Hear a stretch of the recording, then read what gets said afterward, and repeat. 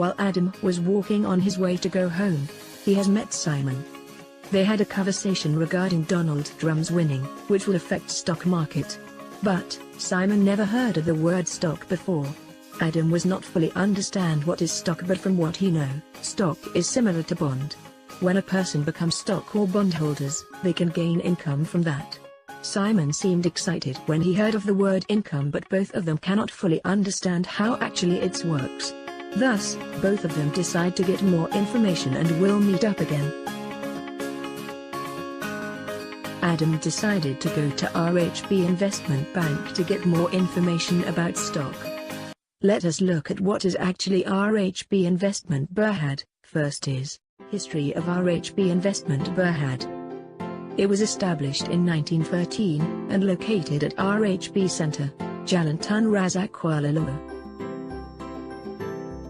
Shareholders' equity started to grow from 2011, amounting to 3.1 billion ringgit in 2015.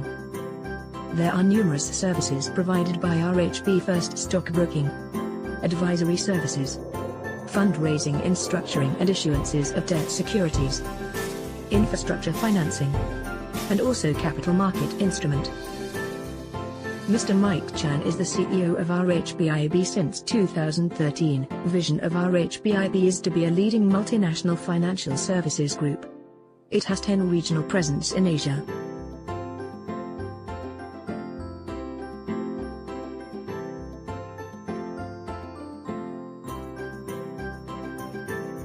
There are more than 10 stocks which is listed in the RHB Investment Bank. Among the 10 stocks, 5 of them are the most active in the market. They are Hibiscus, KNM, HCIC 48, DRBH Comp 21, and Sumitech.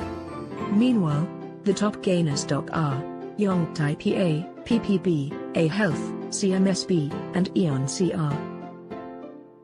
RHB also has RHB Bond Fund to manage bond in the company.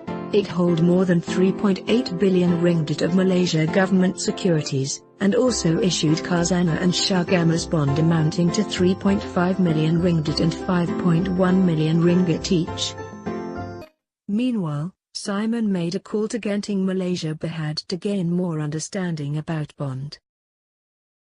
First, let us look at what is actually Genting Malaysia Berhad.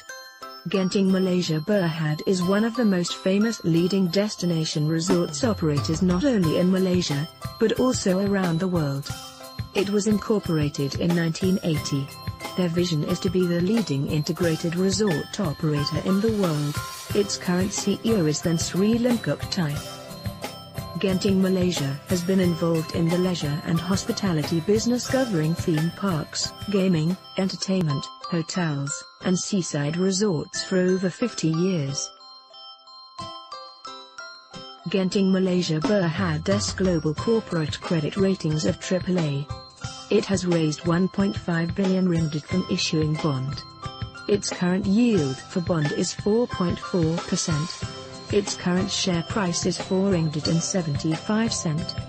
It has 4.4 million of stocks being traded as at the 11th of December 2016.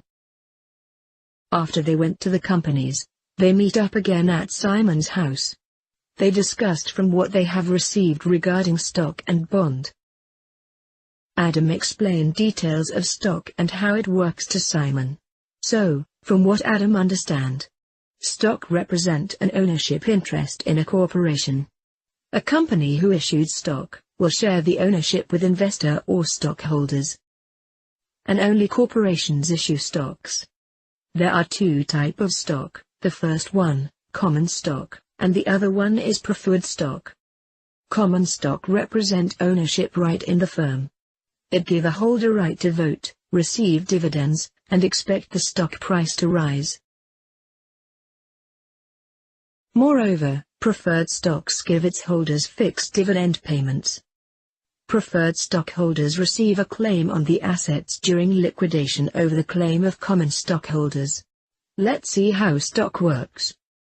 A company want to expand their business into a larger corporation, but it doesn't has enough capital as it need $10 billion, however, it only have $8 billion. Thus, it split the company into stock, and sell it to the market. Once the public bought the stock, the capital will increase to $10 billion, and the company is able to expand. After Adam has explained to Simon, Simon seemed to understand what is stock. Thus, it is Simon's turn to explain about his understanding of bond.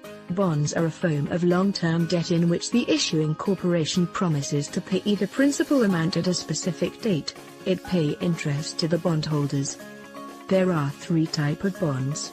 First is government bond, next one is municipal bond, and the last one is corporate bond. Government bond or treasury bond is issued by federal government to finance their budget deficit and national debt. It is default risk-free as compared to corporate bonds, because government can always print money and pay out the debt. Municipal bonds are issued by local state governments. It is issued in order to finance the public beneficial project. It is tax exempted, so its interest rates is low. Corporations which in short of capital will issue bond in order to borrow funds for long periods. Usually it has a face value of $1,000. It is tax deductible, so it's cheaper for firms to issue debts than issuing stocks. Let's see how bond actually work. Bond represent debt to government, corporation or other entity that needs to raise cash. They will borrow money from the public, and it will pay interest on that loan to investors. Each bond has a certain par value, let's say, $1,000, and pays a coupon to investors. For instance, a $1,000 bond with a 4% coupon would pay $20 to the investor twice a year until it matures. Upon maturity, the investor will get full amount of his original principal. The question may arise on how is stock different from bond. Bond is considered as debt instrument, but stock is equity financing. A bond is a debt security, in which the authorized issuer owes the holders a debt and is obliged to repay the principal and interest. Meanwhile, stock capital raised by a corporation or joint stock company through the issuance and distribution of shares. Bonds markets are unlike stock markets because it often do not have a centralized exchange or trading system. On the other hand, stocks have a centralized exchange or trading system. Bondholders are in essence lenders to the issuer, but the stockholders own a part of the issuing company. In terms of issuing, bonds are issued by public sector authorities, credit institutions, companies and supranational institutions. However, stock are issued by corporation or joint stock companies. What are the main purposes for a company to be involved in the issuance of stocks and bonds? First is as a way to raise company's capital without diluting the current shareholders' equity. Second is companies can often borrow at a lower interest rate than the rate available in banks. Third, companies can often borrow money for a fixed rate for a longer term than it could at a bank. Lastly, bond market offers a very efficient way to borrow capital. Now, both of them fully understand about bond and stock. If they become stock or bond holders, they may gain more income and become rich person if everything goes well. Thank you for watching this video. Goodbye.